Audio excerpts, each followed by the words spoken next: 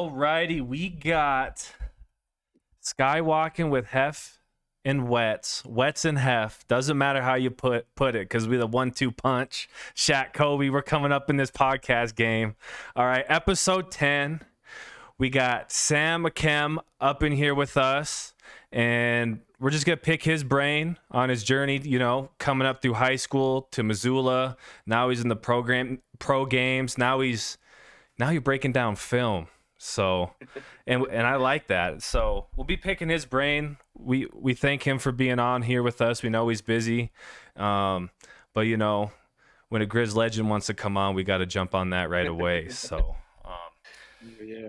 Heff, Sam, thank you for coming on.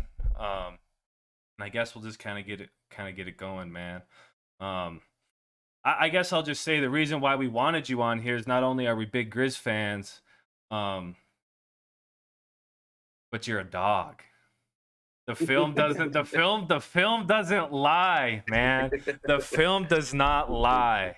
And so I kind of want to just give you an opportunity to kind of tell us in the pod, kind of your come up. You came up through Oklahoma, and then you ended out here in Montana. So can you kind of just tell us a little bit what that was like for you, and how you landed in Missoula? Man, it's a wine story for sure. Brother, I really looked up to my brother, like my brother was a 4-star. He went to Oklahoma State, played football. He didn't really have any aspirations to go pro or anything. He didn't play a ton. He actually graduated in like 3.5 years, so he did really well. And he's doing really well, and he's in sales now, alcohol distribution. He's doing really well. He lives in Houston now. But yeah, man, like I really just looked up to my brother. He played football, so I played football. He ran track, so I ran track. And I feel like my whole journey kind of is categorized by me like trying to chase him and trying to outdo him. There's various stories that I could tell of like where he doubted me or he told me I couldn't do something, I just feel like I was really fueled by trying to outdo him and trying to be better than him. Like my drive in college was to create a name for myself outside of him, because my whole life growing up in Broken Arrow, my brother was this, like my brother's 6'2" and I'm taller than him now. Mm-hmm. But my brother was like, he was one of those kids that was big from a young age. Like he was like 5'11" in like 5th grade. I'm exaggerating, but he was a big kid. My mom had to carry around his birth certificate as a kid because he was so big, and all the youth coaches, they would always ask like, we need to make sure this kid is of age. He never carried the ball. He was always a lineman or a D lineman. Because I don't know if they do it in Montana, but in Oklahoma, we have stripes. So basically, I was a no striper, but I was always on the edge because I wasn't heavy, but I was always tall. Mm-hmm. So that would make me put on some weight. And I was a no striper, but I always had to come to the weigh-in, because you would weigh in right before every game, and I would come to the weigh-in like I wouldn't eat in the morning. I'd be able to drink like a little bit of water and stuff. Yeah, you could ask my mom. It's crazy. But my brother was always either a 1 or a 2 striper. He was just a big kid, not fat, just big. He was thick. Yeah. Like even to this day, like I wouldn't call him fat. He's just always been a big body guy. And I think 1 stripers couldn't carry the ball, but they could do everything else. And then I think 2 stripers, they had to be on the O-line or D-line. But yeah, so I really just chased after him and tried to outdo him, and always wanted to be better than him. He was a 4-star. I was a 2-star in high school. And I always tell people, like, I genuinely don't know what I did to earn a 2-star. Like my junior year, I had like 16 receptions for like 180 yards. But funny enough, on my film of my junior year, I did a whole lot of blocking. I played like slot, so I was like an H or a Y, but we did 4 wide. I wasn't a tight end, but I blocked really well. I was blocking a lot of linebackers and a lot of safeties, and Montana saw that. My coach, Coach Walls, who was my offensive coordinator in high school, knew Coach Seymour. I don't know if you guys remember the Seymour, when Seymour DC underneath Stitt. Well, Seymour and my offensive coordinator, Coach Walls, had a relationship, and Coach Seymour had helped recruit my brother to Oklahoma State. So that's kind of where that connection was made. And I remember Coach Walls came up to me, and I tell people this story all the time. You guys might have heard this, but I remember Walls came up to me one spring practice, spring of 2015, going into my senior year, and he said, yeah, Montana's going to offer you like on Monday. This might have been like a Thursday or Friday. And he was like, Montana's going to offer you on Monday. I was like, wow, that's awesome. I remember it didn't happen that Monday, but it ended up happening like on my spring break a couple weeks later. But I remember when he told me Montana was going to offer me, the first thought that came into my head was the Minnesota Gophers. Because I had no idea. I had never been up north. I had never been anywhere up north. And I just heard Montana. I was like, oh, Minnesota, like, like, let's go. I looked on the map. I looked up the school, and then I looked on the map, and I was like, okay, no, Minnesota's over here. Montana's way, like, a little different. So, yeah, I ended up getting the offer, and I was actually one of the first. It was like me and Thane. I don't remember if they had offered Thane first or me first, but it was like me and Thane that were like the first guys from our class to get offered. And I remember right then I wanted to commit because, here I am as a kid not getting a lot of recruiting action. I'm getting a little D2s, some NAIAs, some JUCOs are looking at me. I had a few offers from D2s, maybe one or two, three offers from D2s, but this is a D1 offer, full ride scholarship. I was like, Mom, I want to commit right now. And she was like, no, you haven't seen the school. You don't know if you'll like it when you get up there. It's really far. The diversity in Montana, Yeah. it's not very diverse in Montana. So my mom had a bunch of drawbacks as to why she didn't just want me to commit without seeing the school. Plus, she had been through it with my brother. He had gone on a litany of official visits to OU, Oklahoma State, Texas A&M. Like he had done the whole tour. So my mom kind of had a little experience from that standpoint. But I remember it got late in the summer, and I was like, Mom, I want to commit. Like I want to go to Montana. Like one, I don't have any other offers. The season's about to start, but also it's like I don't want them to find somebody else. Like I don't want that. Like there were just so many thoughts going in my head. Like I don't want them to not want me. I don't want them to think that I'm like. I just didn't know. I didn't know. So finally, it was October, and we might have just played Jinx. Like we won a really big game, and I had to visit the next day, and um, came and down, saw Montana. They ended up losing to Weber State. This is 2015. They lost to Weber State, and I really didn't care. I mean, uh, man, this is. So I remember during that visit in Weber State, a fan came up to me. I was in the student section. They take all the recruits to the student section to hang out with the players, and a fan had came up to me and he was like, "Are you Samuel Akem from Broken Arrow, Oklahoma? Like, we need you here. Like, we need you to commit. You'd be a great player here." And Yep. I remember that just blew me away. One, I already wanted to come here. Then I walked into the stadium and saw the stands and was like, wow, like this is a crazy stadium. Like this is amazing. And then that happened during the game and I was just blown away. Well, funny enough, this guy, I do the pregame show for the tailgate show. I do the pre and post game on the radio for the Griz games this year. And I was waiting to go on stage to do the pregame show a couple of weeks ago, and this guy came up to me and he was like, "Hey, like you remember when that guy came up to you in the stands?" He's like, "That's me," and like he introduced me to his daughter and everything. I was just like, man, like you have no idea. Like you made a great impression on me. Like I had no idea how you knew who I was. Like I'm just this little 2-star recruit from Broken Arrow, Oklahoma, like up in Montana. I'm 23 hours away from home. Like how does this guy know me? Like it blew me away. So yeah, that's pretty much my journey to Montana. I wanted to be like my brother. Didn't really have the natural born given gifts. I mean, I've always been tall. I've always had a decent level of athleticism, but my brother was just tall, fast, strong, big. Like schools wanted him because in high school on high school tape, like Yep. he popped, like his speed popped, everything popped for me. I was a slow burner. I kind of slow developed, and I feel like a lot of my game was predicated on the work that I put in.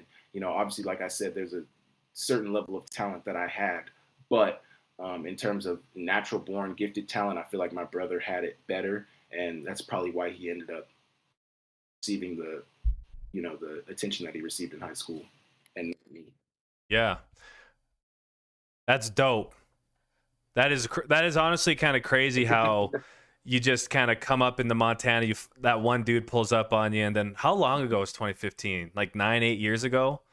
Like Yeah, that is such a long time yeah, ago. yeah, But what yeah. I know, what's right? what sticks out is that you had to weigh in before Pee Wee football games.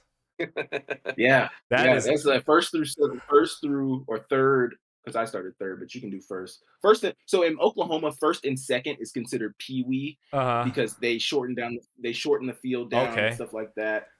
And yeah, in Oklahoma, then third through seventh is like youth football, and there's no restrictions. The only restriction is there's a 35 point, either 35 or 36 point um, mercy rule. So once you get Okay. up 36, no matter what the score looks like, they're not like you can score and they're not going to add to the score. Oh, that's interesting. Yeah. It's also interesting that Yeah. you have to go through like a UFC weight cut just to play the position you want to. No, but if you think about it, it's a safety thing Yeah, because for you real. can't have Yeah. I don't know how many states have weight limits or things like that, but you don't want a 150-pound third grader running at your 85-pound. Yeah, yeah. So fair. it's like it's a safety thing. Yeah. It's a safety Did thing we for have sure. to weigh in, Hef? Did we weigh in? No, we didn't. It was an age group. It was by what grade you were in. Oh, okay. Yeah, so there were some kids a lot bigger than us, and yeah, good point about the safety. Yeah. Because there were a lot of people I remember that their parents wouldn't let them play because they were too small, and it was tackle football once you hit 5th grade. Yeah. Yeah. Um, That just got implemented a couple years ago, didn't it? It wasn't like that when you guys were younger, was it? Like 5th grade tackle? I remember playing tackle in 5th grade. Yeah, it was flag up until then. Oh, really? I thought they Mm-hmm. just started that out here. maybe Missoula, Something else. because we grew up in Yeah. Great Falls, so Missoula may have done it a little. Because our stuff was through the Boys and Girls Club, and I think Mhm. when I was in Missoula, it wasn't. UIF. Yeah, it was through something else. So, Yeah. but we have a question here in the chat, and I think this kind of goes with some of the stuff you were saying. It's like, do you have a significant memory of your brother like beating you up or beating you in some kind of competition that like kind of stuck with you? Because you said he had the athleticism, the size, and you're the late bloomer. Like, what was that like for you? Man, so I do have a distinct story. I was a freshman, or sophomore. Might have been sophomore. I think I've told people freshman, but I think it was a sophomore. We ran track, and me and my brother both hurdled.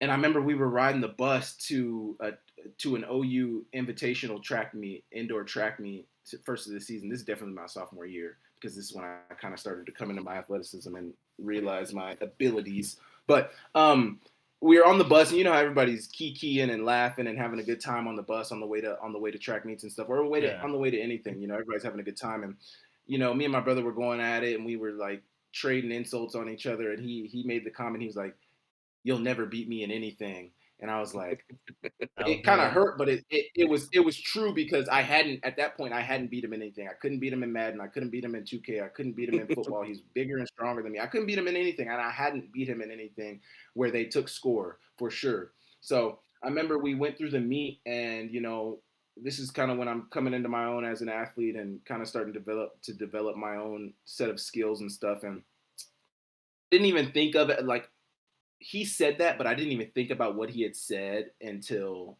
I looked at my time after the meet, and my time's up here and his time's like a couple below. So I think I took a picture, but I didn't say anything to anybody. I kind of just kept it in my mind, and everybody's on the bus having a good time, laughing, and everybody kind of quiets down for a second. I chime in, and I was like, "Hey, Jossie," that's my brother's name, Jossie. I was like, "Hey, Jossie, you remember when you told me you'd never beat me, or I'd never beat you in anything?" I was like, "Well, I beat you today," and everybody was like, "Oh!" Like it was a big thing. It was a big thing, and I remember that was my first time where like I was just like, "Yes!" Like, like he Gotcha. can't take that away from me. He can't take that away from me. And I carried that all the way through my high school career because I carried that through my whole athletics career because he never won state in track. We won state his junior year. Our team won state in track, but he never won an individual event. He wasn't the top of the podium. Yeah. I was the state champion of the 110 hurdles my senior year. He was never an All-American, All-Conference. He was never anything significant in college. Not to down him or anything. He was a great athlete, but he never achieved the things I achieved in college. And I kind of attribute some of my successes in college to wanting to outdo my brother. He was never a pro. Just things like that. Like just like I said at the beginning, like a lot of what I did as a young athlete was trying to chase after him and outdo him, and I guess in a way kind of prove myself to him, kind of prove that, I belong because, I was the youngest brother. So I was always around my brother and his friends.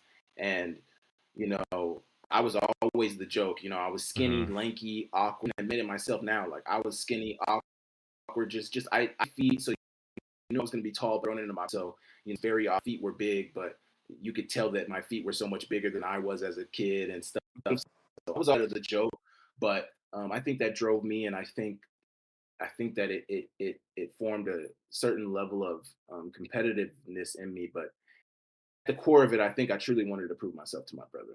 Yep. Man, that's go ahead, Heff. Go ahead. Yeah, I was just gonna say. So you're talking about it a little earlier about how your junior year of high school, you only had, I think you said like 6 catches or something. Like you really didn't put up the big numbers, and then you got that offer, and when you got up here, you had 13 touchdowns as a freshman. Did you expect to contribute like that right away when you got here?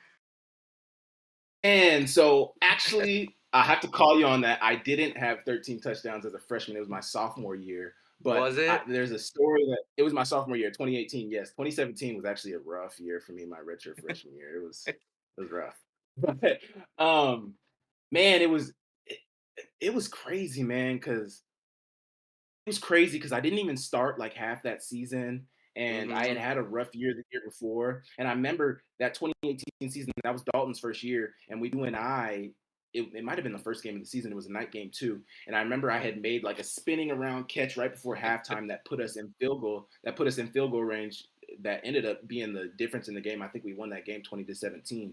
But I remember listening to the broadcast afterward, and the guy had made a comment saying that 9 times out of 10 last year, being my redshirt freshman year, he was talking about 9 times out of 10 last year, Sammy would have dropped that. And I remember I just had that in my head all season long. Like, man, like they don't think I have the ability. And like, truthfully, I didn't show that I have the ability. I had a rough year, like dropping passes, not getting open, getting pressed and stuff. I'm a young guy. I'm still trying to learn. This is my first year, but Yeah. I'm not thinking about that. I want to be successful now. But man, that 2018 season was something special, man. It just felt like the stars aligned. And even though I didn't start the whole year, and I felt like I had the ability to start, one of my really good friends, Keenan Curran, was ahead of me, and Mm-hmm.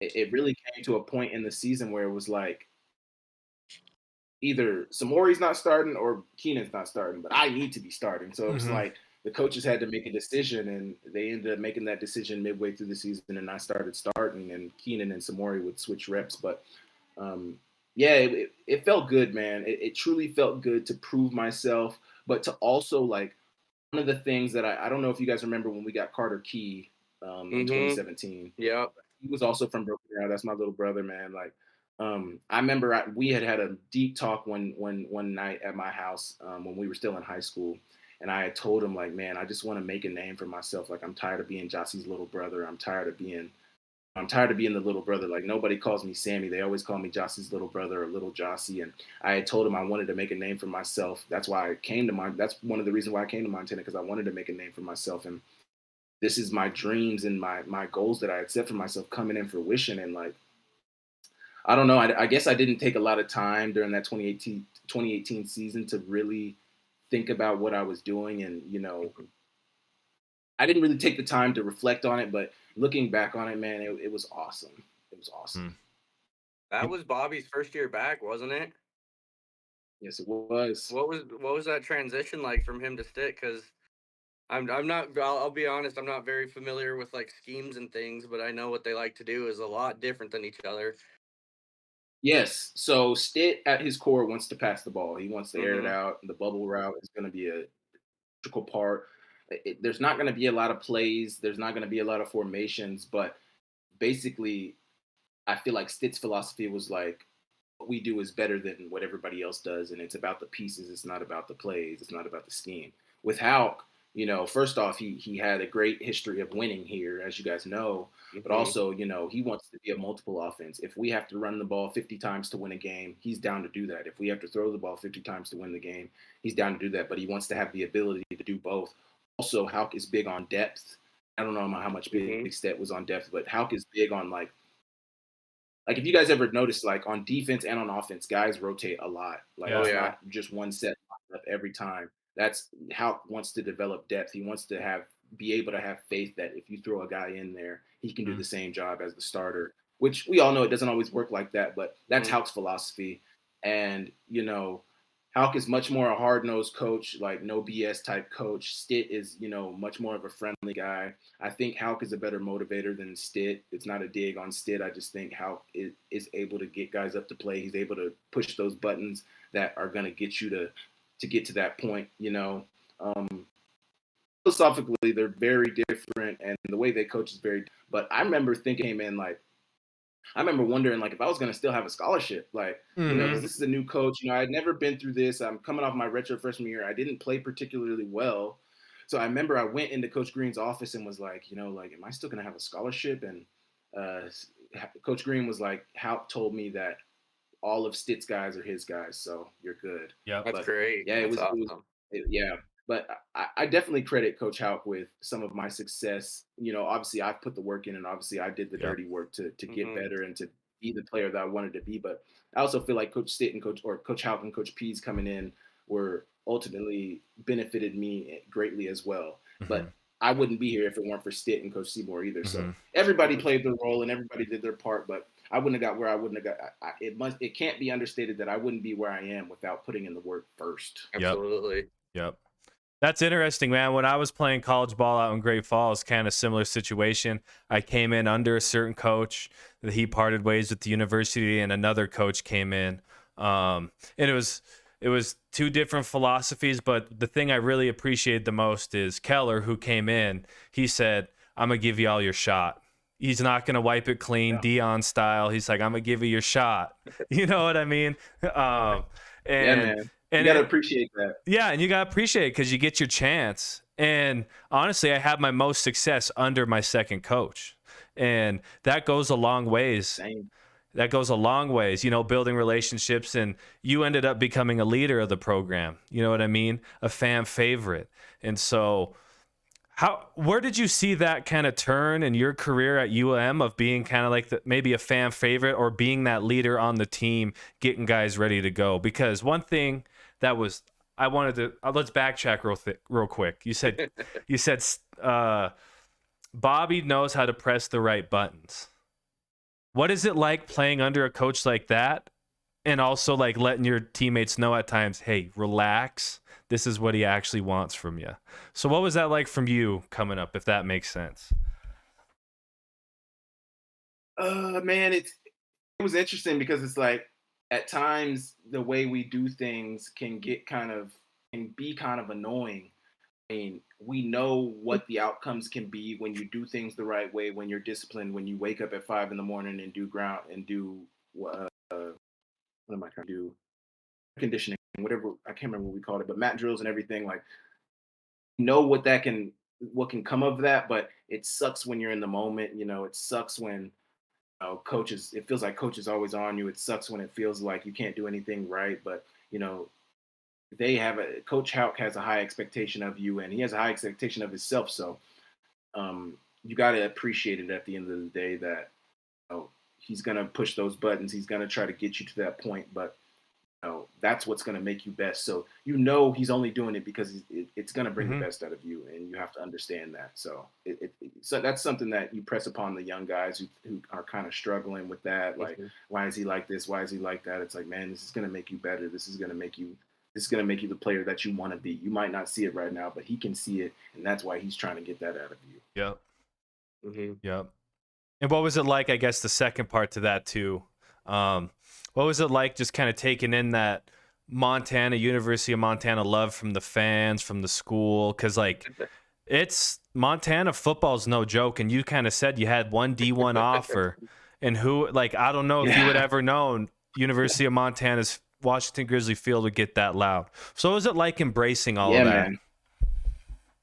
Man, it's awesome, man, because like I said in high school, I was never the guy. Like, I was just another guy. Like, I feel like I was one of the top 3 to 5 players. I was probably the best player on my team my senior year, but that was the only year that I was ever the best player. And still that year, I only had like 6 touchdowns and 600 yards. Like, I wasn't all state. I wasn't any of that. Like, I didn't get any postseason accolades. The only accolade I got was that I was a D1 commit, one of the only D1 commits in the city. So it's like, that played well for me. But I didn't get attention like that in high school. And, high school's big in the South, in the Midwest South, whatever you want to call it. But in Oklahoma and Texas, high school football is huge and people care. Mm-hmm. But to the extent that I saw it at Montana, it was crazy. I remember, I'll never forget, it might have been 2018. I think it was 2018 before the Cat game.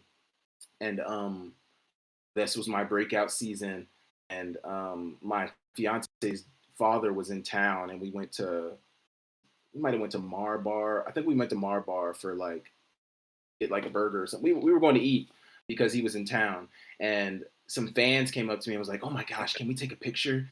And I remember he was like, is it always like that? And I was like, that might have been kind of when I started to realize, yeah, it kind of is like that these days. People do want to take pictures with me, and people do know who I am, and you start to get the looks where people kind of stare, but it's not like they're staring angrily. They're staring because it's is that who I think it is? It's like that realization and that experience was kind of awesome. Especially coming from a kid with one offer, coming from a kid who knows nothing, but all I did was put in the work. All I did was, try to perfect my craft. All I did was try to be the best I could be. And I had these goals and aspirations to be the best, but I didn't know what that looked like. I didn't know what success at the college level looked like. I didn't know what success at the University of Montana would look like. I just knew what putting in work looked like. So that's what I did. And to see, the fans start to be receptive to me, and to see the fans start to all of that, man, it was awesome. It was awesome. So kind of building off that a little bit, we did have another question. Did you have a specific memory or a particular play that really sticks out to you at your time there? Um, you said a specific memory or play that sticks out to me? Yeah, or a game, just one thing that kind of sticks out above everything else. You had to pick one core memory, maybe on the field in a practice. What would that core the top of the top? Because I don't know, that's a tough one, but okay, I do have a memory. It was 2018, the first year we were about to play Idaho again, and Oh yeah. man, we had a great receiver room. We had Keenan. Oh, where did we go to Idaho in 2019? It was 2018 because we went to Idaho in 2018. We had Keenan, Jerry, Samori, Brennan Corbin might have still been on the team, but that's one of my best friends now. But we just had a really good D Nash was still on the team. Justin Calhoun, just all these guys. And I remember Eric Williams, the punter, was praying, and this is kind of bad, but he was praying. I'm laughing thinking about it right now.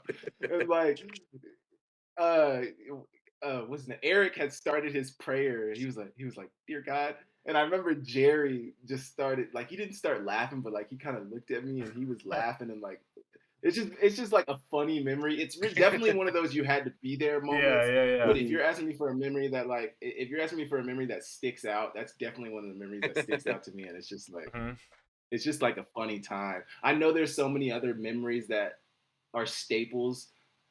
I just can't think of them right now. I swear, you kind of put me on the spot right there. I wish I had a different memory, but that's something definitely that sticks out. Yeah. Do you keep in touch with a lot of these dudes, or as dudes graduate? One thing I've noticed is I don't see some of my bros as much as you're in there all the time with them. Practice, film, might be class, but after they graduate, everyone kind of goes their separate ways. Are you in touch with a lot of those guys still, or do they meet in Missoula for a weekend every year? How does that kind of work? From your standpoint? And me and Jerry, we talk here and there, but Brandon, Samori, I talk to those guys every day. I'm actually going to the Green Bay game, the Green Bay versus Rams game in a couple weeks with Brennan and Maury. But Justin Calhoun, Jeremy Calhoun, I still talk to them every day. Corey Alexander, talk to him every day. I don't know if you guys remember Lorenzo Logwood, talk to him every day. But I actually didn't play with Zoe, but I met Zoe through Justin and Germ. They played with him in 2015, and then that connection was made, and Zoe came to watch us play in South Dakota in 2019. But there's a few guys that I still talk to, but the majority, I still talk to Mitch here and there. Mm-hmm. So yeah, I still talk to guys, but the majority, most guys I talk to every day are Samori, Brennan, Justin, Germ, like all of them. So Yep. Yeah, but those are the best times, man. Like you said, looking over, laughing at something, like I miss that stuff. And man, that shit is the best. yeah. And y'all put on, and that's the best thing. Y'all won. You know what I mean? For the University of Montana football, there's always a high expectation. You could go 6-4, 7-3, and people will still be upset, but y'all won a lot of football games. And yeah, we just didn't win the one. Yeah, didn't win the one. So that's what I was gonna ask. Like, what is that like? Did you not win a Griz Cat? I did. You got one? I did. I got one. What did that feel like getting that off your shoulders? Because Man. You must have felt the pressure, and after the game, you're like, hell yeah. But like fans, I'm arguing with people. I'm like, my buddy Jackson Hashley he played for the Cats for a year, football, and he would always just talk so much shit to me. And I just like, man, we got to get you guys. And then you finally did it. So what was that, getting that off your shoulders? Man, so I grew up in Oklahoma, so I'm a Bedlam Longhorn Red River rivalry type guy, and I grew up a Longhorn fan ever since I saw Vince win the Rose Bowl. Funny enough, I'm from Oklahoma and I'm a Texas guy, but I grew up watching. Yes, sir. Yeah, I grew up watching those rivalries. So he's an A&M fan. I grew up watching. Tough days for you. Yeah. I grew up being like watching those rivalries, and truthfully, I had no idea about the Cat Griz rivalry when I came up here. But once I was a freshman in 2016, my redshirt year, and I watched the rivalry, I was like, man, like this is serious stuff. And we lost 2016. I wasn't playing, but we lost. In 2017, we go there, lose. It's cold as hell. We lose. 2018, we're right there, and we lose. 2019, I get hurt. That was the one that was at the 1 yard line, wasn't it? 2018, yes, sir. 2019, I'm hurt. Watch us get beat down. Then 2020, we don't play. 2021, I remember people ask me this all the time. They're like, if you could only choose one, would you choose beating UW or beating the Cats? And I would choose beating the Cats every single day. There's no question about it. Let me tell you something. That UW win, because I was there in 2017. So I went to UW in 2017. We got beat down, and I remember that feeling. But, it was gratifying beating that UW team. It was so gratifying. But, like, there's something about the Cats and the way we did it, coming out early, blocking a field. They try to run a fake field goal, and we sniffed that out easily. Like, just, man. And personally, I feel like that 2020 team was one of the best teams we have since I had been here. 2017, 2016, they were good. They had Chris Murray. 2018, that's when 2017 they had Troy as well, but 2018, 2019 is when they started really using Troy heavily. And then 2021, Troy's his senior year, projected high round draft pick. You got Lance McCutcheon catching everything. You got McKay. You got a young Tommy Malott. You got Ty Okada on defense. You got defenders everywhere. Like, I just can't even. Callahan. Oh, so many guys on that defense that were dogs. And Hardy, you had Hardy, who ended up being a 7th round draft pick. Like, I feel like that 2021 team was very talented, and we beat them down. And that was so gratifying. Beautiful. Especially having watched them walk off that field every year with a dub. Yeah. Walk off with that trophy, and having my teammates get spit in their face and fans throwing trash on us. Like, we didn't act like that, but it felt so good. They were spitting in your face? So fans? Not my face. Yeah, fans. And when we went Bozeman, there in 2019, bro. Our guys were getting. Bro, Cat fans are the scum of the earth. I swear to God. I swear to God. Heff and I, we were at the top of the north end zone, kind of on the west side of it. In that first play, who was it? Bergen? It was Bergen. It was oh my God. And that set the tone. Then you blocked the punt. Dude, that was beautiful. It was beautiful. But damn, I didn't know they'd be spitting in people's. Like, I hate Bozeman so much. And put that on record. I'll stand on that. Yeah, and my thing is, like, we won in 2021, and when they used to win, when they would win, they're all obnoxious, and they're running through our cheerleaders, carrying the trophy around the field. They're doing the most. They want to storm our field. We win, but like, I don't know. I hate to do the little brother, big brother because they've been beating us down Do for it. the last like Do it. 6 or 7 years. But it's like, bro, like we love beating you guys, and it invigorates us to beat you guys. Don't get me wrong. Like we want to beat you guys, and we care. But it's like to the extent that some of the Cat fans care, it's kind of crazy. That's It's how kind you of know they crazy. haven't done it too many times. You know what I mean? There's a big. Yeah. What's the win differential, Heff? It's like I think it's like 73 to like 40 or something. Got some catching up to It's do. pretty substantial. But it's funny you say that I know because Sammy and I were in a little bit of a Twitter fight with the guy the other day talking about the viewing, the ratings from the Cat game compared to the Griz game on ESPN2, and this guy is just like going on a tangent, taking personal digs because the Griz had more people watch their game on TV. You know what's funny about that?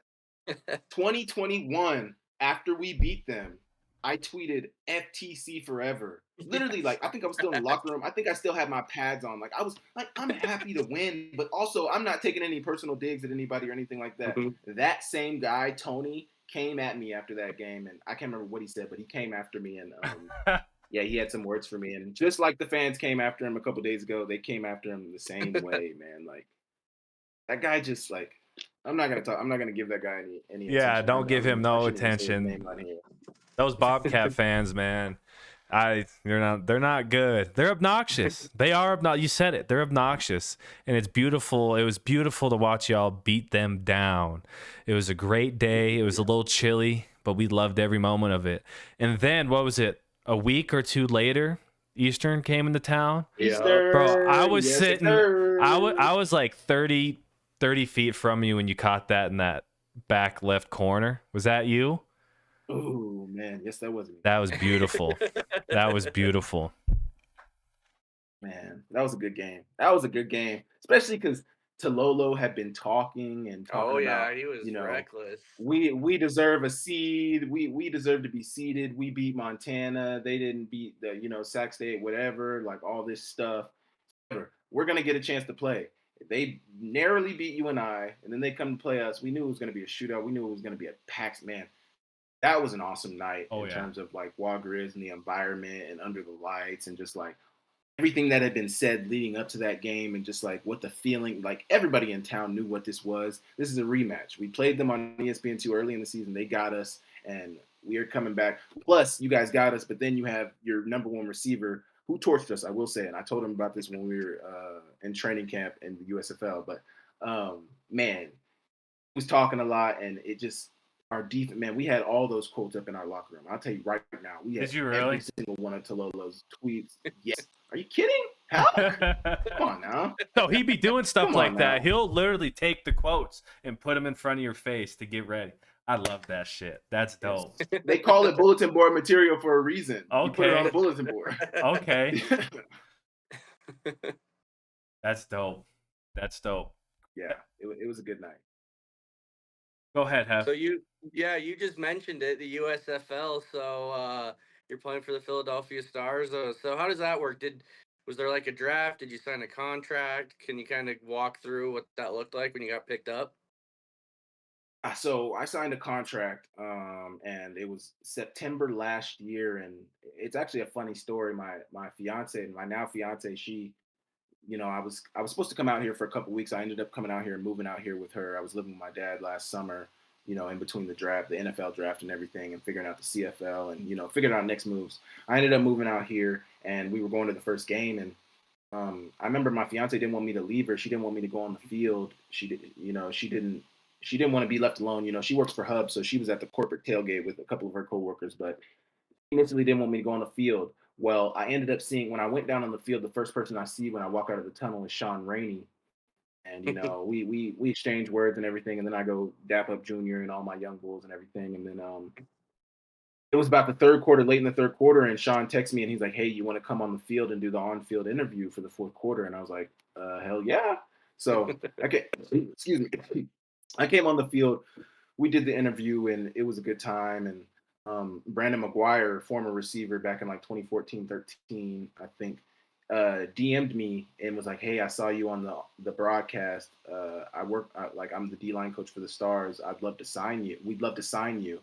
And I sent that DM to my agent, and my agent was like, we talked about it for a little bit. My agent was basically like, that's all fine and dandy, but he's a D-line coach. You don't know if they really want you. So this was on Saturday.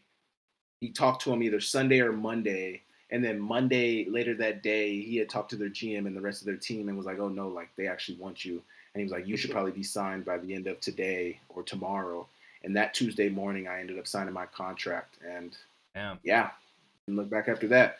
At that time, too, during that on the field interview is when I had announced that I had got invited to the XFL draft pool. So that was really what I was training and working for was the XFL draft pool. But at that time, it was really like the contract for the Stars. It was like, do you really want to wait on the draft and possibly not get drafted, or do you want to sign a contract right now to play professional football? And it was really not a hard decision to make. So I signed the contract, and yeah, the Stars ever since.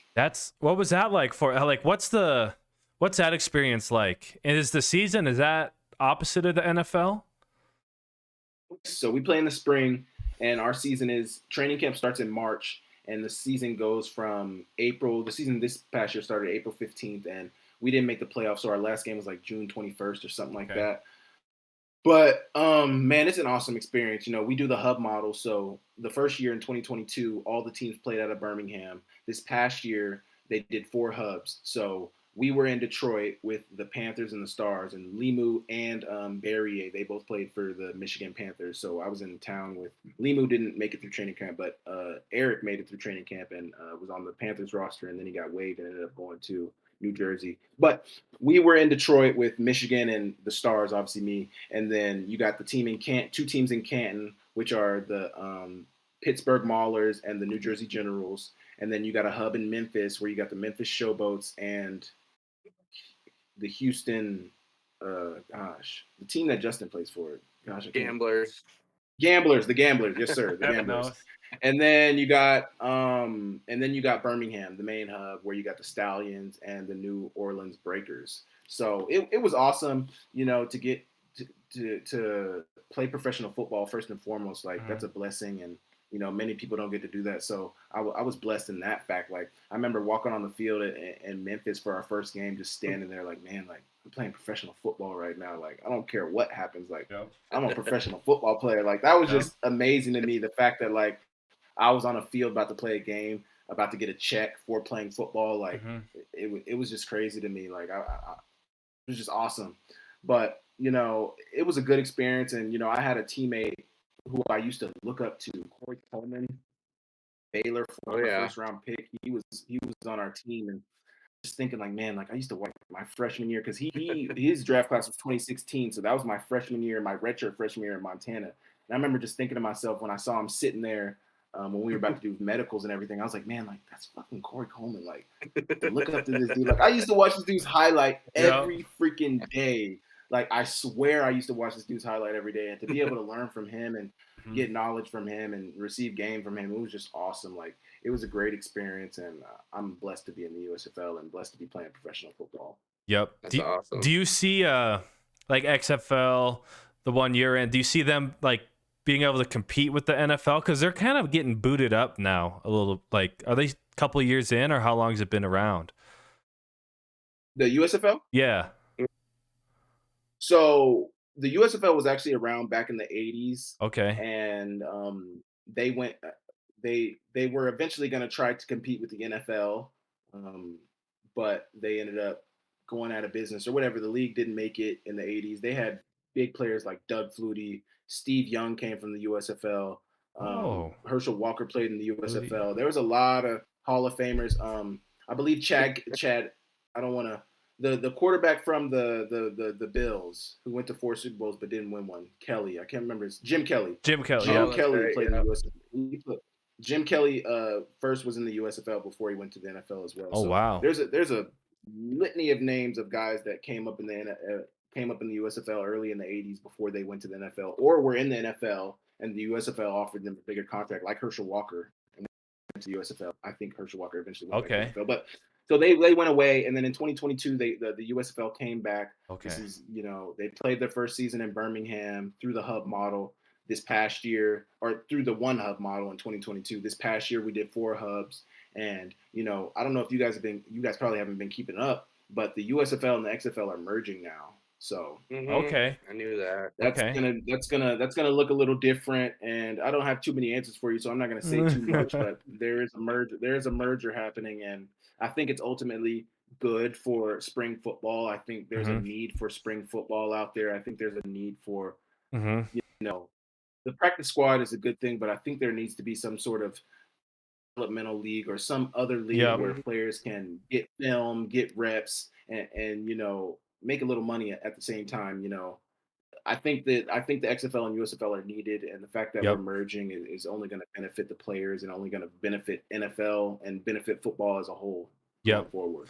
Yep. And that was kind of the next question I was going to ask, was just like, there's still a pathway to the NFL, and is that a lot of the dudes' goal still, is to get to the big league? Of course, I mean, that's ultimately that's everybody's goal. Everybody wants to play in the NFL. Everybody wants to play, for the Shield. Everybody wants to be on that stage, and this gives us an opportunity, but also it gives us an opportunity because, like, first off, the USFL is not easy, and that's one thing I realized about professional football is, like, I remember making a comment to one of my teammates, one of my veteran teammates, before we were about to play the Ballers.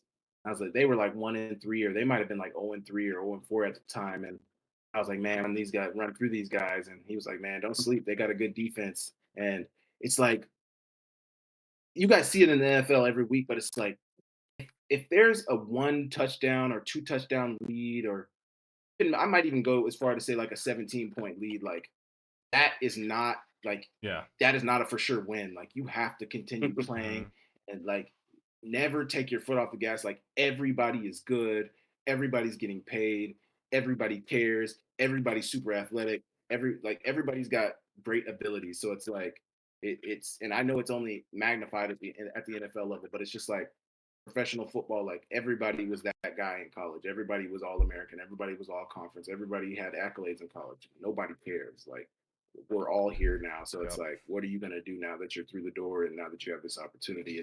It's awesome. Yep. We're going to ask you a couple more questions, and just to be respectful of your time, we'll get you on out of here. Heff, you want to ask that chat question from Baker? Yeah, we got a question. It says, what was it like playing in Flagstaff? I always heard that it was interesting to play there because of the elevation in the dome.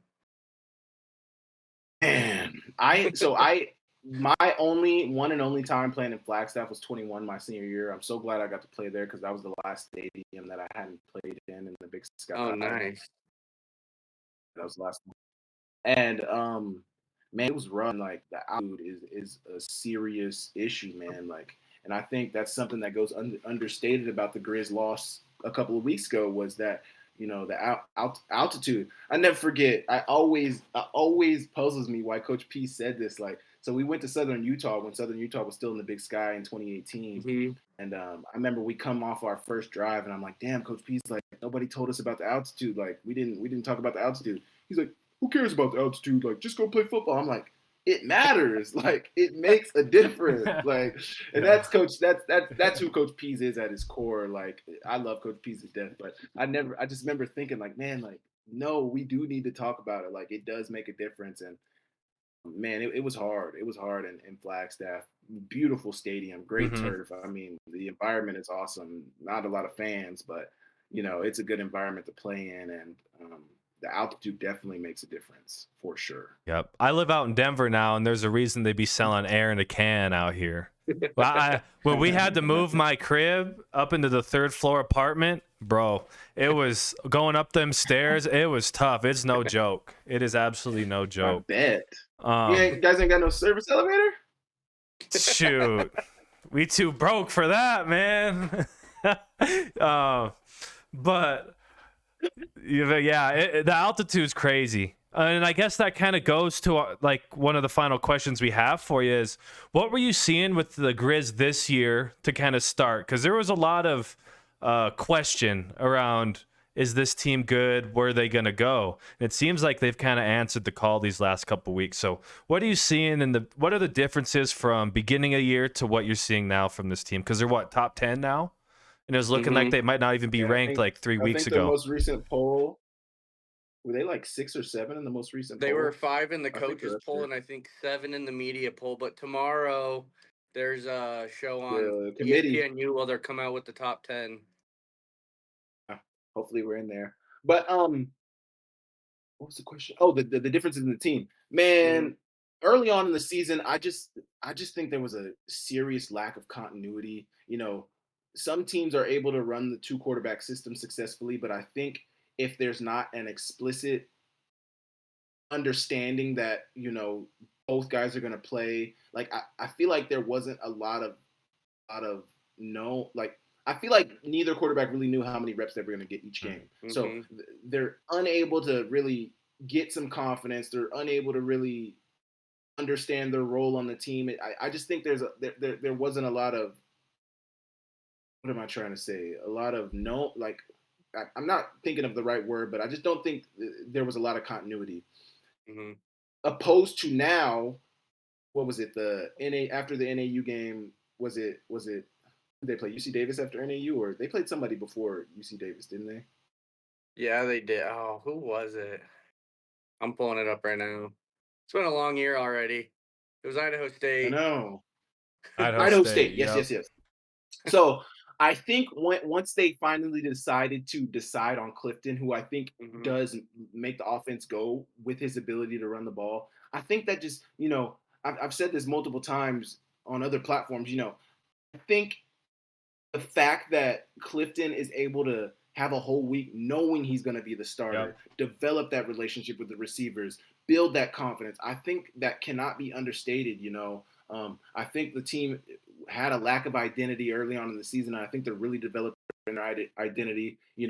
They ultimately want to run the ball. That's what they want their identity to be. But when they do pass the ball, Clifton has the ability to extend the play. I think he's really good at extending the play, but also he has the ability to use his legs at the end of the day. So I think incorporating that into the offense has been very advantageous for the Griz and for Coach Pease. And, I think they're finding ways to use Clifton's strengths to offense. I know you asked me about my general thoughts about the team, but I think it was the lack of effective offense that was holding our team back. So that's why I chose to speak on the quarterbacks and the offensive output.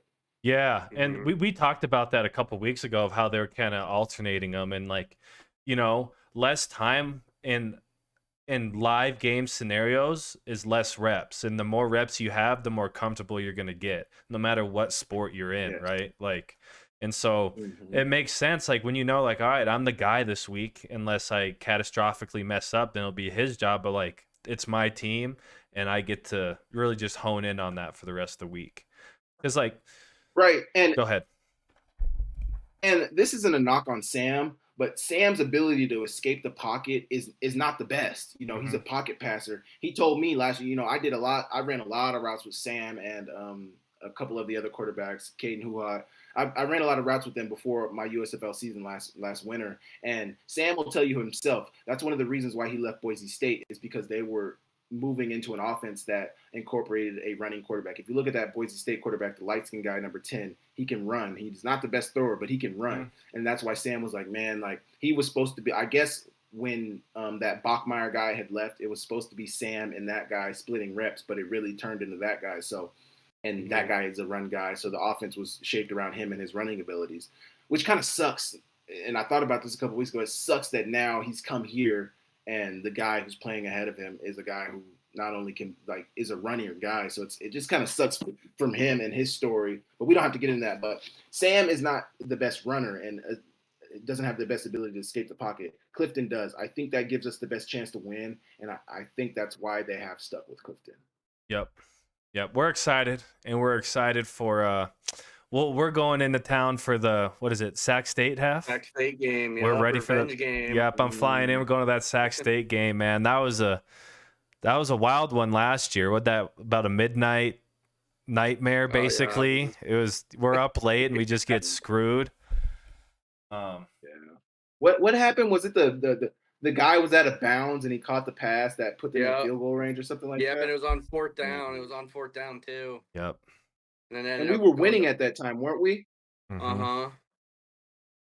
Yeah. Man, Yeah, that don't game was remind me tough about that. I last year. literally forgot about that. I forgot about that call. Do Yeah. not bring that back up right now. I can't Yeah. deal with that. Oh my gosh. Hey, it'll be good though here in 2 weeks though, because we know what happened last year when the California kids came up and Yep. played in a snow game. So hoping for a little bit of Yes, the sir. same. What was that like for you, real quick, before Hef asks the final question? What was that like for you playing in the snow for the first time? Is it snow down there? Does and we actually had a couple years stretch where we played against this team called Mustang in the playoffs. Okay. We get more ice than snow.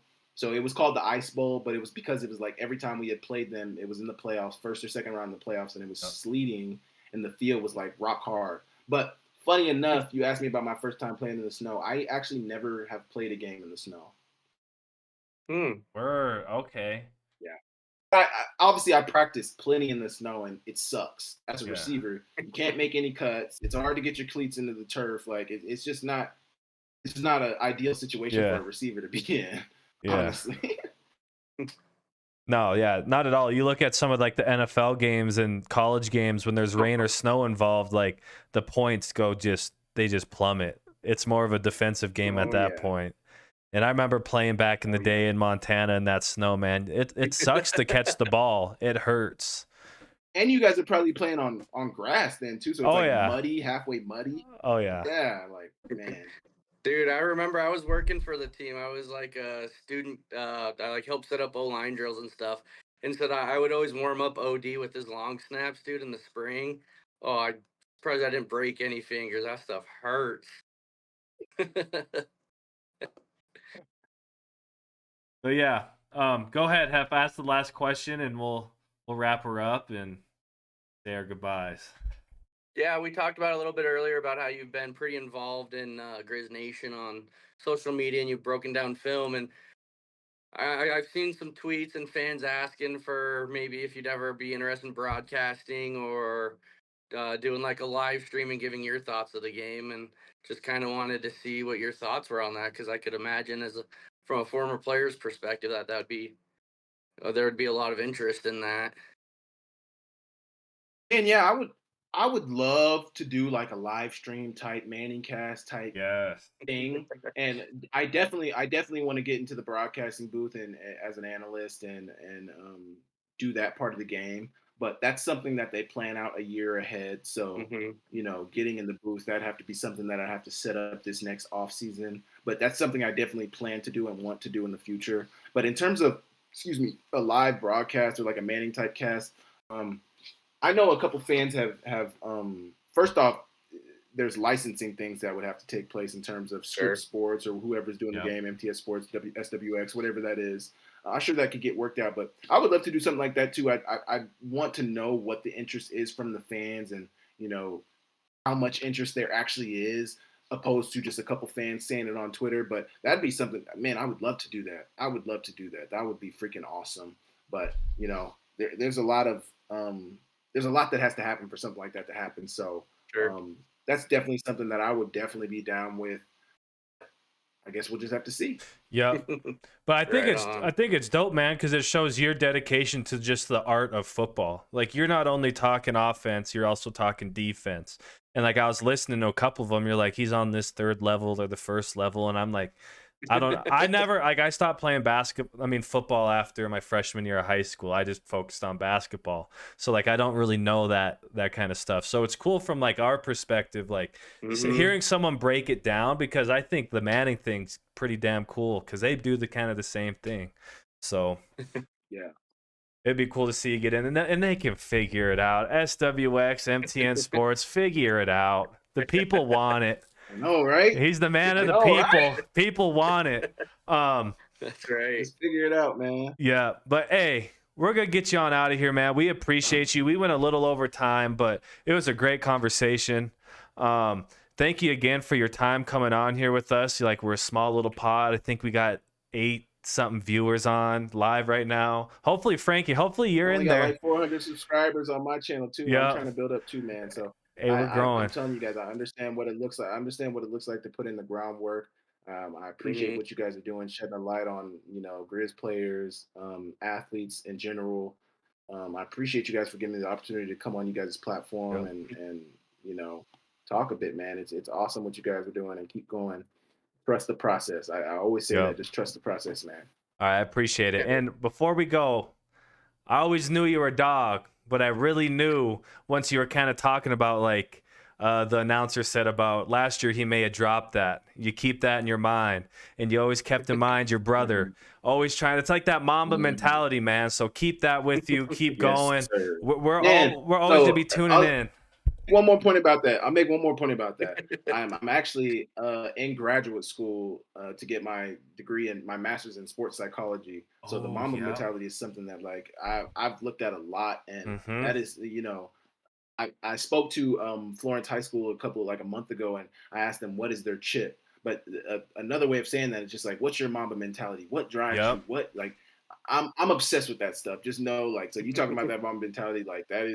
I love that stuff. I love that so much. Yeah, it's like, what'd you say? Like that Tom Brady clip, he came out like, what'd you just say to Oh me? yeah, Like, just getting that going. And I think like maybe that's what you're talking about with Bobby, because my Keller, he was at Montana Western, and then he went over to Providence to coach us for ball. He just picked at you because he wanted you to kind of flip that switch and say, okay, all right, you bastard, I'm going to do it. People always can't flip that switch. People can't always just flip that switch by themselves. Sometimes it takes external factors to have somebody, challenge you, push you to that level. And that's what coaches are there for. So I commend Coach Heff for doing that. And, it's awesome. Yep. And it just makes competitors, man. I think if you're a competitor in sports, that translates to so many other aspects of your life.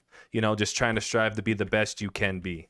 But again, my man, appreciate it. Thank you for coming on. We'll let you get on out of here. And we're going to be tuning in, and hopefully down the road again, maybe we can get you on. We could check in, see how things are going.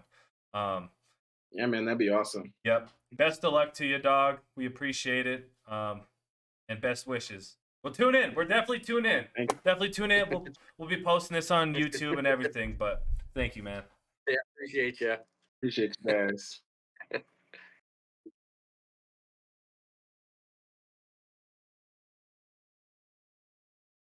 So there we go. Okay. That's dope.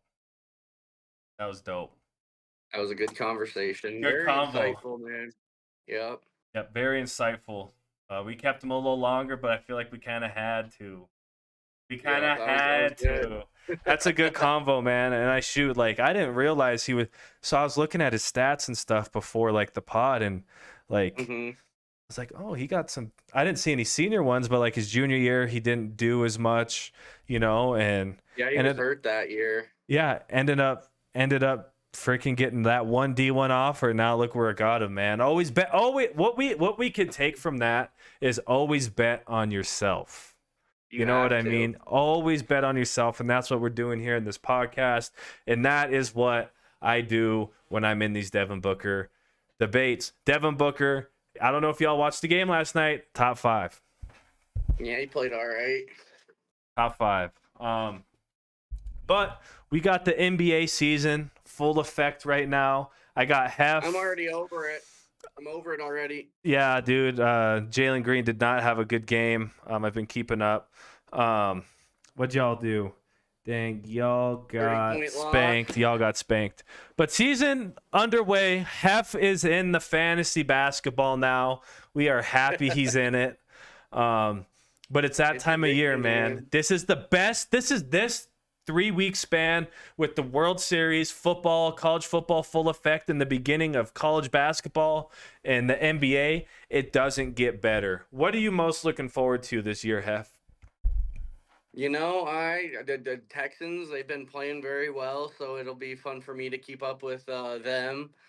Rockets, we made a lot of different moves this year. Obviously, we lost by 30 tonight, but hey, you play 82 games. You can't let one of them dictate your entire season. So, we got a nice combination of vets and some younger players, so it'll be nice to see how they mesh and how Ime, new head coach, gets the troops rallied. And yeah, shoot, we got football games, college football games on Tuesday, Wednesday. I think 2 weeks ago started a string of 55 straight nights with football between the NFL and college. like you said, the NBA starting. We got the World Series. 2 teams that nobody would have ever predicted at the beginning of Dude. the season. Last Breaks my week, heart to say, yeah. but it's good, man. I'm excited. I for personal reasons, I will be going for Arizona, so we'll make sure to highlight that next week too. Once that series gets well, going. well, it's crazy because last week we were saying the Phillies were destined, and at that point they Yeah. looked like they were destined. But this Mm-hmm. Arizona dude, who would Corbin Carroll's kind of going through the Clayton Kershaw treatment right now, just not doing the best he could, but the team's still kind of holding them together. And I'm looking forward to see how he bounces back in the World Series. But this is cool, man. Like, it's the first time in 7 years either not Phillies, but the Dodgers or the Astros haven't been in the World Series. So it's cool we Yeah, get to it kinda see two teams like this. Yeah, it sucks for you, but like, but now you get to sit back and just watch. You don't have to. Like, one thing I could say when the Suns got embarrassed these last 2 playoffs, well, I guess not last playoff, but the playoffs before against the Mavs. One thing I can say, it is nice just to sit back and watch. Okay. Yeah. I didn't watch Game 7 last night, Comac. All I know is I thought, not Corbin Carroll, I meant Zach Gallen, right? Zach Gallen? Yeah, Zach Gallen. Yeah. I meant Zach Gallen pitching. Over 7 ERA in 2 starts. Yeah, I meant Zach Gallen pitching, not Corbin Carroll. I'm sorry. But you could just sit back and watch. And when your team's not in it, you can just be a fan of the game and not a fan of just the team. But yeah, I get that. football, shoot, man. It's kind of that time of the college football season where it's kind of like that middle ground of where teams are separating and like you're kind of getting boring matchups. There might be 1 or 2 really good games that week, and I think it's just going to amplify from here.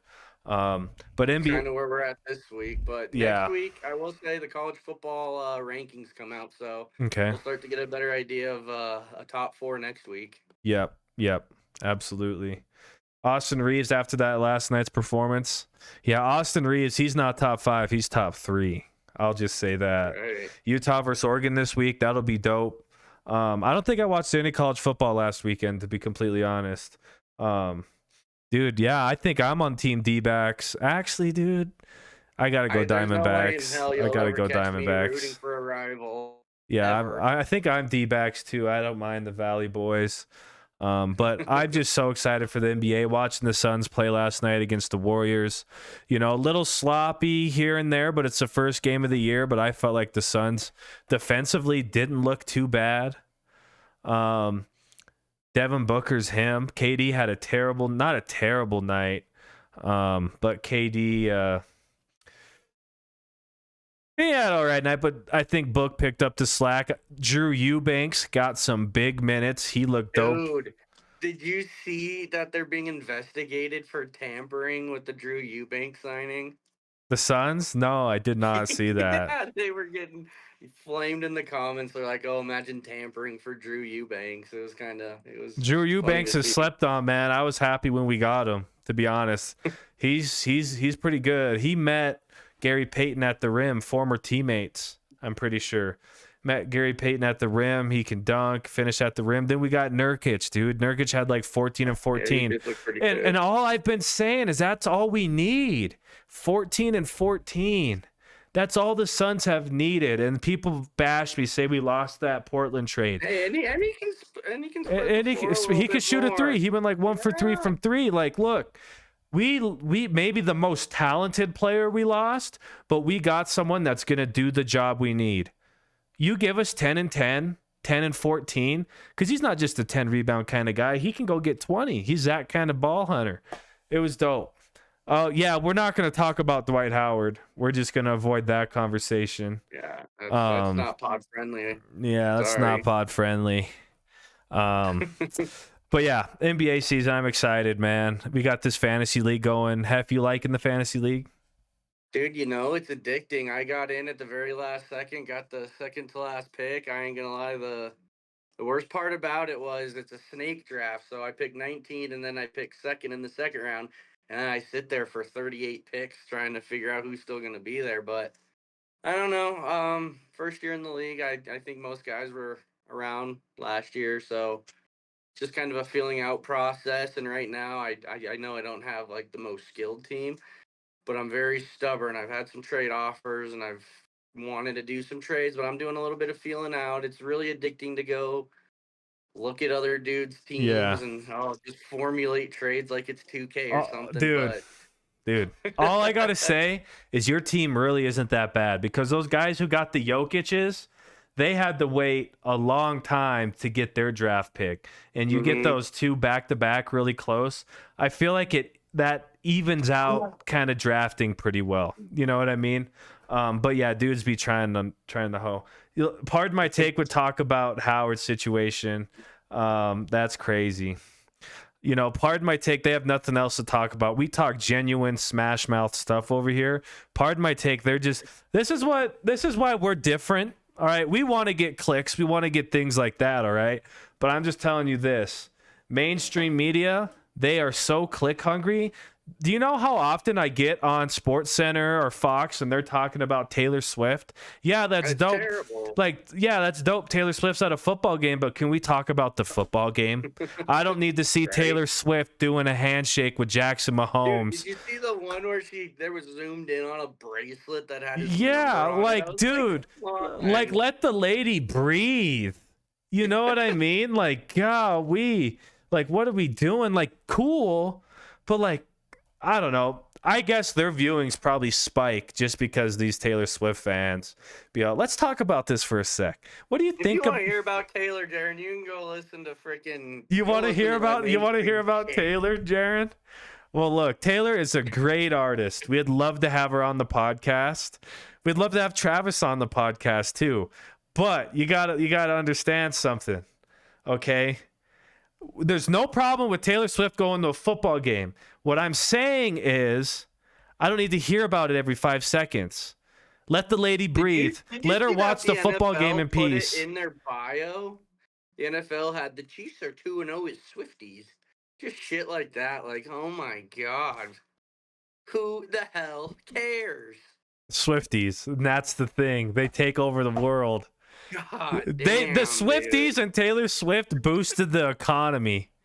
Like Oh we're my dealing God, it's with. crazy. She's using Kelce for clout. That's That's facts. Kelce's, yeah. I didn't even know who she was until a couple weeks ago. Oh, shut up. Shut up. Bro, I tried to get my wife some tickets for those concerts, man. They were a couple Oh my G's. They're a couple God, bands, man. Surprised they were that cheap. That's crazy. People probably sold their souls for that concert. But yeah, man. We're not, pardon my take. We talk Smash Mouth. We're not going to talk Dwight Howard and what he has done to other dudes or people. Okay. That, I don't know why. See, that's the problem with mainstream media. Who the hell cares? Is that sports news? Dwight Howard plays in China. Okay. If Dude, you're it's not crazy, dude, because Barstool, they'll use the same tweet 4 or 5 times a day, and I'm like, bro, I saw that twice already. Yeah, Like, they literally repost it. copy and paste. I'm like, dude, I get it, but like, you're a huge fucking company with all these employees. Let's get a little bit of original content Dude, out there. you and I are struggling out here just to get tweets and posts out because we're working, 40 hours a week. Like, I wish we had employees to push our stuff. But yeah, I see the same thing. It's like, look, if we're not talking about Dwight Howard and a new contract in the NBA or a highlight from China, we don't need to know that, Like, that's crazy. Like, but why are we hearing about this? I That's get a it, man. TMZ thing. Leave that out of the other stuff. Like the Sports Center I grew up on is no longer existing. You know Dude, what I I mean? was thinking that. We were, shout out to Jordan and Markela LaFontaine. They got married this weekend. Congratulations, Jordan's got one of hitched. the bigger fans on here. But we The checked into our biggest. He's the hotel. biggest. Actually, Yeah. him, I think Jacob Shear, he might not always watch live, but he always be messaging me. He's like, I watched it while I was doing I'll long throw it work. out there too. Delia, my wife, she's Yeah. the only one that has commented on every single live stream. So shout Yeah. out to her. Come on, Sid, pick your game up. But back to the original point, we got into town for their wedding, and they were out running errands, so we checked into the hotel a little early, and I turned on ESPN. And I was like, this shit is unwatchable. I remember growing up, and it's like a core memory Mm-hmm. watching Sports Center and just those dudes who were on there, man, and the different segments they Stuart had. And Scott, just those even the dudes. graphic down the, like, they had the whole program down the Yeah. left-hand side. Man, that shit was the best. And now I turn it on, and they're sitting here. It was just terrible. It was unwatchable, and it's hard to consume sports, like, if you're not watching it live, and it's just hard because Yeah. everything's just always the same, and they always just make storylines and everything for attention, and it just Dude, and that's the it pisses me thing. off. Like, look, there's going to be a storyline tomorrow on Sports Center or something that are going to say so let's say Trae Young had a bad game tonight. They're going to say, is Trae Young's career in jeopardy as a Hawk? Bro, it's the first game of the season. Why are we saying things like that? You know what I mean? Like when the Chiefs lost the first game of the season, what'd they say the next day? Are the Chiefs a playoff team? What do you think? Yes, they're a playoff team. Why are we talking about this? Like back in the day, like you said, you saw it on the side. It would break down the games, it'd break down the segments, and it was just news. We're going to report this. Now it's like they have to share everyone's opinion. And I guess like that's what we do. Right. But like Sports Center used to be different where it just show you the facts and congratulate people. But now it's sharing, like everyone has to have their opinion. Like First Take's dope because that's what First Take's for. Right. Mm-hmm. But like, I don't know, man. It's not the same. And so we're not gonna do that. We're gonna let Dwight Howard's personal life be his personal life. We talked about Taylor Swift. Okay. We succumbed. Okay, we did it. Okay, but you know it is what it is. But yeah, man. What else we got going, dude? I got Diamondbacks. I got the Diamondbacks. I don't know. I'm just gonna The throw Rangers this out look there. good. My preseason Heisman pick on this very pod was Michael Penix Jr. and I've been seeing lists that have JJ McCarthy at the number one spot, which I don't get, especially with the controversy surrounding the Michigan program. Talk about that. I don't know what happened. They had a staffer buying tickets to all the conference opponents they played and going and scouting their signs. So it's like the Astros of college football. I was gonna say they're the Astros of college football. But I did see something on Instagram, and I forget who the hell it was. But it's like a bigger concern to me is that none of these coaches are coming out and making a big deal about it. Like none of these coaches are on the record complaining or asking for punishment. So it really does make you think. Dude, are these other programs doing it? I mean, and I saw another thing, and it was Matt Rule. It was Nebraska's coach, and he was coaching the Carolina Panthers the last couple of years. He's like, it's the coach's own fault because they vote every year on the quarterbacks having a headset in their helmet to relay the plays. And so they keep voting no against it. And so you're just holding up a bunch of signs or you got hand signals. And I mean, you can't, it's easy to pick up on those. And so these coaches are doing it to themselves by not allowing the quarterback to call the plays with the microphone. Yeah. That's interesting because I saw a lot of stuff on there about that. But back to your original point, Michael Penix Jr. for Heisman. Let's all get on the bandwagon. Yeah. Let's all say it. I don't even remember who my Heisman pick was. I think I picked Caleb Williams and Shedeur Sanders. But yeah, Michael Penix is a dog. But hey, who's the real winner when he's pulling up with the rollie or the whatever it's called? No kidding. Who's the? No, dude. It's who? No, who's the real winner is what I was saying. But yeah, Michael Penix for Heisman. The dude's slinging it. And his journey from all the injuries to transferring to Washington, that's well Dude, I'm well looking deserved. right now at the I love those stories around the country. Dude's been sacked 4 times all year. That's crazy. You're getting sacked less than once a game, dude. Shedeur Sanders, on the other hand, 34 times. Yeah, that's Dion, it's hard not to believe Dion's not gonna address that in recruiting. Well, if you're going to address that, you might as well address giving up 475 yards a game on defense. Yeah, you got to address a lot of things. It's but impressive the turnaround, but I mean, they got lot of areas to improve. They got to, but also like Sammy was saying when he was on here, camaraderie. They're a new team. Like, they might have what they need in some areas. It's just getting to know, because I could tell you one thing, and it's probably the same for football. On the basketball court, some year, like, we had all the talent in the world under my first coach. Had all the talent in the world. People said we had the most talent in the conference. But when we were on the floor with each other, there wasn't a lot of camaraderie. We didn't always know where each other were. We weren't flowing. But once we got a new coach in there, we kept most of the same guys who didn't graduate and added a couple dudes in, and we were competing for a conference title because we started to flow and understand. And so that could be the situation in Boulder where it's like they just need a season to get their feet under them. Next year, it might be better, address certain positions, whatever. But I think Colorado's here to stay, and I think, as long as Damon stays around. Because, look, if you can just we see it with Caleb Williams, and they're not going to be in the college football playoff anymore, but you saw what Caleb Williams can do if you're just protected for a little bit longer. Shador's the same way. You see what happens when he's protected. He balls out.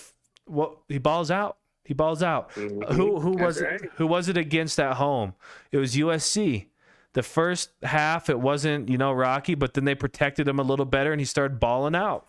So, Bo Nix for Heisman? Nope. More like Bo Picks. Bo Picks. That's crazy. Yeah. Well, man, what else you got here? What else we got? We had a banging guest. He was dope. That was a great conversation. Yeah. He made it easy on us. Yeah, he really did. And we've had that a couple times now where we've just had some great guests and they got great stories. And last week was the first time we had a two-time guest, Tommy. It's always nice. I'd like to do that a little bit more moving forward, bringing guys back, especially when they have like a fight or like Jaden, our first guest. We'll check in with Jaden soon. Yep. We'll just bring him back and kind of get check-ins, and it's nice seeing how dudes are doing, and it's relatable, and we've had some really, really cool guests on here. Yep. Absolutely. And Tommy's fighting beginning of December, and we're thinking what we're hearing from our sources. We got sources. Shout out Fusion Fight League. They gave us permission to go get Tommy's film, like good film, and let us post it. Shout out to them. But I guess it's already broke now, but Tommy's fighting again, and what we're hearing is UFC potentially 2024. Yep. So, and look, man, right there. It's gonna be crazy, and we'll be tuning in. But yeah, we got Jaden out there. We got a couple other dudes, good guys we got lined up. So we have strength and conditioning coach for the Las Vegas Aces wants to come on, and they just won the WNBA World Champ. Be ready. Couple weeks, he's going to be on here. We'll iron out some details. We got a Blackfeet rapper out of Missoula. We're not going to name names yet, but we're talking with him. He's producing music, releasing music, and he's indigenous. We need to get more indigenous people on here. Okay, Heff? We need to get more country folk in here. We want to hear from our country folk. Great conversation. Yep. But that's what it's about. That's what it's about, man. We want to share people's stories, and we want to just get messages out there. I think Sammy had a good message. Tommy has a good message. Jaden has a good message. Kanan had a good message coming up through the comedy stuff. But yeah, it was a good one today. I think we're going to wrap it up here. We're not even going to talk about 2K. I have mixed feelings. It sucks, but it's kind of cool sometimes, but it sucks. I'm just saying, my big man's got a little strap now that I Hey, got that Hef's new big jumper man. figured Hef's out. big man's got a strap, but what they're doing too much with the jump shooting. Fix it, Ronnie 2K. I You're never agree. gonna do that, but it is what it is. All right, we're gonna end it 7:55. We're about an hour 30. We appreciate y'all. Thank y'all for our loyal people. Comac, LaFontaine, D, Sid sometimes, Hunt and Kless sometimes. A little bit of a Baker sighting tonight. Baker, we got a Baker sighting, but we appreciate coming you all. You're the backbone of our views and giving us good questions. I think you guys ask really good questions, by the way, with our guests, and it's dope. Makes it easier on us. Yep, it's dope that we have that aspect. But we're gonna end it here. We appreciate y'all. You might see us next week, or you might see us in 2 weeks. We'll see. Our schedule will be changing a little bit with basketball season coming up. I'll be coaching, but stay tuned. We'll let you know. All right, y'all.